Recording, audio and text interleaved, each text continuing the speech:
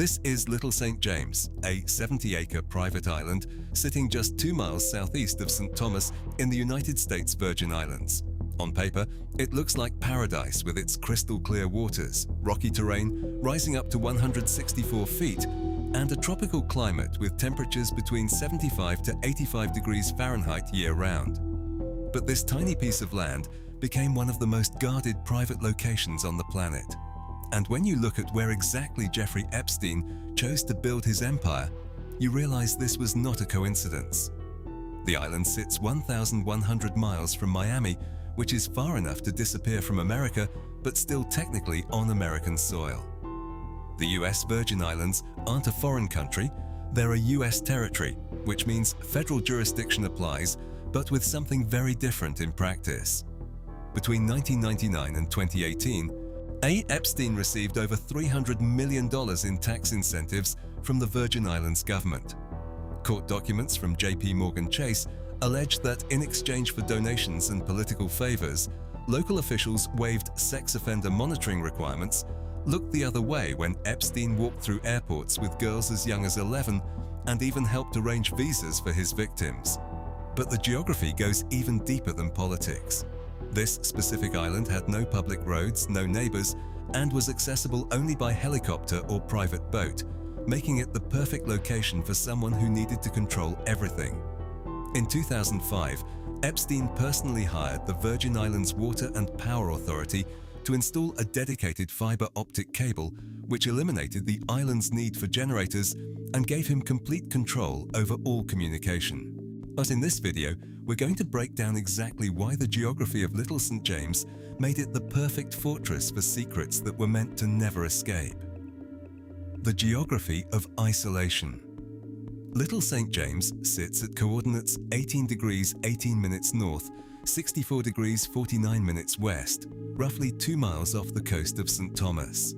The island covers 70 to 78 acres, and to put that in perspective, it's smaller than most golf courses, but what it lacked in size, it made up for in strategic position. The terrain is rocky and rises up to 164 feet at its highest point, while the coastline is rugged with steep cliffs, irregular slopes, and very few sandy beaches. There are no public roads on the island, no neighboring residents, and no way in or out except by helicopter or private boat. In 1998, Epstein purchased this island for $7.95 million through a shell company called LSJ LLC. And by 2016, he spent another $22.5 million to buy the neighboring Great St. James using a straw purchaser to hide his identity. The reason for buying a second island becomes clear in court documents filed by the US Virgin Islands Attorney General, which state that Epstein purchased Great St. James specifically to ensure the island didn't become a base from which others could view their activities or visitors. He was buying privacy, he was buying isolation, and he was buying control. The infrastructure of control. By 2019, Little St. James had transformed into a self-sustaining compound with a main residence on the northeast point, which was a stone mansion with cream-colored walls and a bright turquoise roof. There were 2 additional guest houses, one on the northwest point and another on the southeast, along with multiple pools. At a helipad, a private dock, a Japanese bathhouse, an underground movie theater, and a library reportedly holding 90,000 books. There was even a 13-bench sundial in the center of the island that was large enough to walk on. At its peak, the estate employed 70 full-time staff members who were all required to sign strict confidentiality agreements. But the most critical upgrade came in 2005 when Epstein personally hired the Virgin Islands Water and Power Authority to install a combination power and fiber optic cable between St. Thomas and Little St. James. This eliminated the island's need for generators and gave Epstein complete independent control over electricity and communications. He wasn't just building a home, he was building a fortress. The mysterious temple. At the southwest tip of the island stood its most infamous structure, a blue and white striped building with a golden dome that the internet called the Temple. Official permit records tell a different story. as drawings submitted to the Department of Planning and Natural Resources in 2010 show it was designed as an 1,800 square foot music pavilion housing a grand piano. But what was actually built looked nothing like the plans, since the approved design was octagonal while the final structure was a tall rectangular box. A piano tuner who entered the building described it as having a single large room with wooden floors covered with an oriental rug, a grey sofa, floor-to-ceiling bookshelves, and a small black grand piano. Above the piano hung a portrait of Epstein with the Pope. Hurricane Maria destroyed the Golden Dome in 2017, and today the building has been painted entirely white by the island's new owner. The temple's true purpose remains officially unclear. Transportation and concealment. Epstein flew victims into Cyril E. King Airport on St. Thomas, which is the only commercial airport in the area. But here's the key detail that made his operation possible. Private jets land in a separate terminal that is completely apart from commercial flights, which made arrivals nearly invisible to the public.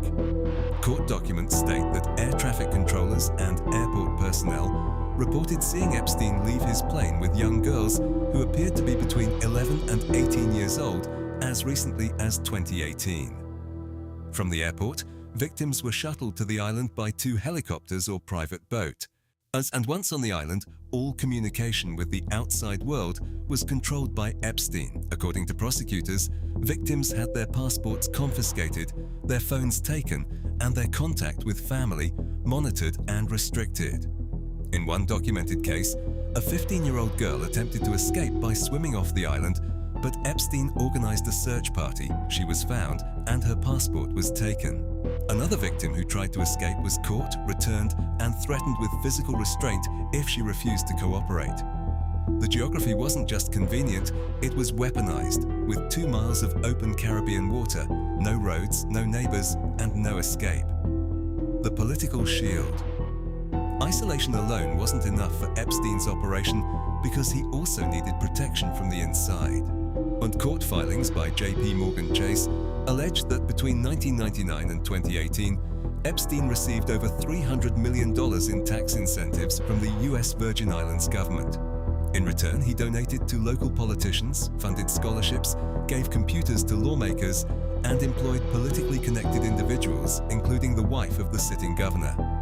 According to the bank's filings, local officials waived sex offender monitoring requirements, refused to inspect his island beyond the dock, and even helped arrange visas for some of his victims. In July 2018, a full year before his arrest, investigators assisted by US Marshals attempted to conduct a verification visit on the island. Epstein refused to let them enter beyond the dock and said the dock was his front door, so they were forced to meet him at his office in St. Thomas instead.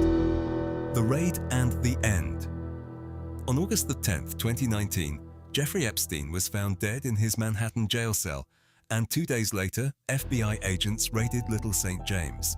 Drone footage captured more than a dozen agents arriving by boat and fanning out across the island in golf carts as they seized computers, hard drives, and documents.